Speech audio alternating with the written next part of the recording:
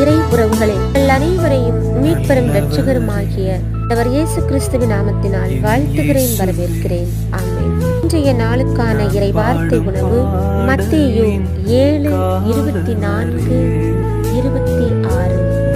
நான் சொல்லும் இவ்வார்த்தைகளை கேட்டு இவற்றின்படி செயல்படுகிற எவரும் பாறை மீது தம் வீட்டை கட்டிய அறிவாளிக்கு ஒப்பாவர். நான் சொல்லும் இவ்வார்த்தைகளை கேட்டு இவற்றின்படி செயல்படாத எவரும் மணல் மீது தம் வீட்டை கட்டிய அறிவாளிக்கு ஒப்பாவர்.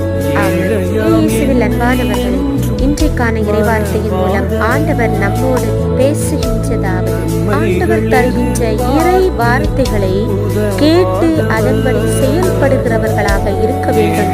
பாறை மீது கட்டப்பட்ட வீடுகளாக நாம் இருக்க வேண்டும் என்றுதான் ஆண்டவர் ஆசைப்படுகின்றார். அவருடைய இறை வார்த்தைகளை கேட்டு அதன்படி செயல்படுகிறவர்களாக